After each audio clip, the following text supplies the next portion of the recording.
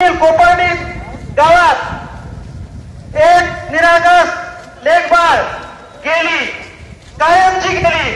माय भगिनींनो, आया बहिणींनो, भावांनो, काकांनो, आपली लेखबाळ गेलीच, आपली लेखबाळ गेलीच, पण ती गेली हरकत नाही.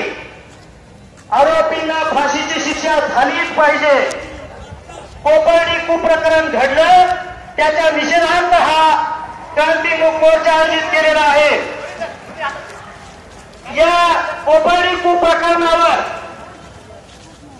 आपल्या परभणी जिल्ह्यातील निरागस लेखबाळीची एक लेखबाळ काय बोलते, भावना जरा जाणून घ्या, जाणीवपूर्वक लक्ष द्या, काळजीपूर्वक डोक्यात हे विचार घेऊन जा.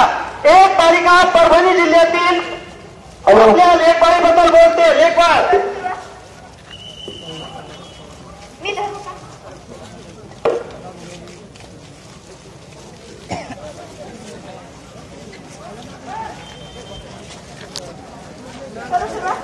सगळेजण शांत व्हा, शांत राहा, प्लीज शांत राहा, शांत राहा, सगळेजण शांत राहा,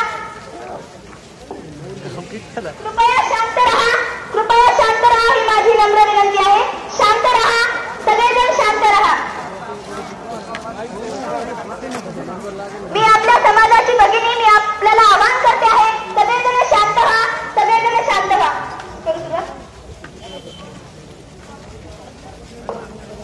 लोक हो, तुमच्या न्यायालयात मी फिर्याद करते आहे.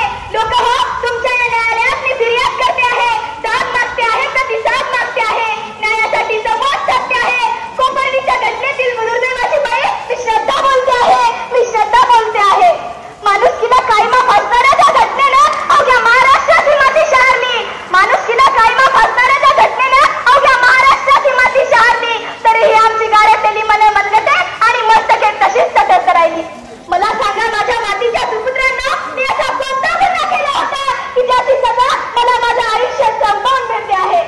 मला मोठं व्हायचं होतं, मला मोठं व्हायचं होतं. सुनीता विल्यम्स, कल्पना चावला बनायचं होतं. महाराष्ट्राच्या कुलस्वामिनी आई जिजाऊसारखं महाराष्ट्राच्या संस्कृतीचं रक्षण करायचं होतं. किरण बेदीसारखं शूर व्हायचं होतं. किती स्वप्ने मी पाहिली जी मला पूर्ण करायची होती, पण त्या नराधमांनी माझा बळी घेतला. मला सांगा, माझं काय चुकलं आणि मला न्याय द्या, मला न्याय हवाय. मुख्यमंत्री महोदय, मला न्याय द्या, मला न्याय हवाय. ज्या छत्रपती शिवरायाने गांधीच्या पाटलाचे दूरकर्मी हात छाटून त्या दुर्दैवी मुलीला न्याय मिळवून दिला, त्या महाराजांच्या पावनभूमीत मला न्याय हवाय. मला न्याय द्या, मला न्याय हवाय. लोक हो, मला न्याय द्या, मला न्याय द्या. मित्र हो, पुरुषांच्या बसलेल्या वाचलेल्या बळी पडत हा अत्याचार सहन करत किती दिवस आम्ही स्वतःच्या बळी देणार आहोत? सांगा ना, किती दिवस? निर्भया पाठोपाठ अभागी श्रद्धा ही बळी गेली, निर्भया पाठोपाठ अभागी श्रद्धा ही बळी गेली. पण तरीही आम्ही गुन्हेगारी म्हणून घेणारे गप्प का आहोत? सांगा ना, का आहोत आम्ही गप्प? क्रांतीज्योती सावित्रीबाईंनी दाखविलेल्या मार्गाने मी जात होते. माझं वय होतं शिकण्याचं, जगण्याचं आणि स्वप्नाची पंख लावून उडण्याचं. या वयात क्रूरतेने मला फसवणाऱ्या आणि माझ्या शरीराचे लटके सोडणाऱ्या त्या नराधमांना सक्त फाशीची शिक्षा दिल्याशिवाय अत्याचारी प्रवृत्तीचा शेवट होणार नाही. नेहमी त्या स्त्रीने का करावा? सांगा ना, नेहमी त्या स्त्रीने का करावा? पुरुषी अत्याचाराला आळा बसणार कधी? सांगा ना लोक हो, मला न्याय मिळणार कधी? सांगा ना लोक हो, मला न्याय मिळणार कधी?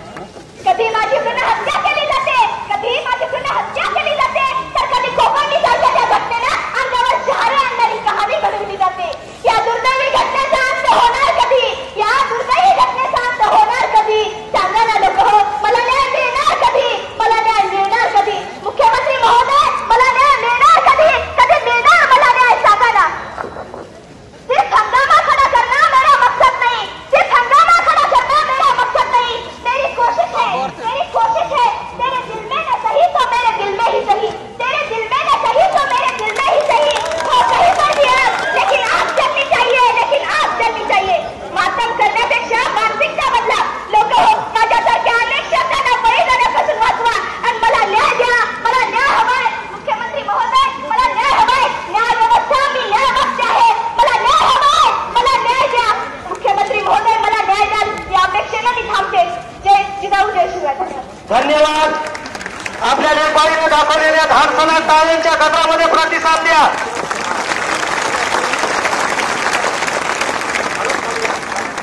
विनंती आहे त्या जागेवर उभे राहा. कोपर्डी प्रकरणातील आपल्या लेखबाईला आपल्याला श्रद्धांजली अर्पण करायची आहे. सगळ्यांना हात जोडून विनंती आहे त्या जागेवर उभे राहा. सावधान म्हटल्यानंतर श्रद्धांजलीला सुरुवात होईल. विश्राम म्हटल्यानंतर श्रद्धांजली अर्पण होईल.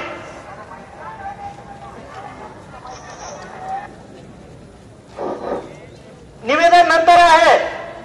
सगळ्यांना सूचना उभे राहा. सावधान म्हटलं की श्रद्धांजली सुरू, विश्राम म्हटलं की श्रद्धांजली पूर्ण होईल. ब्रेक सावधान.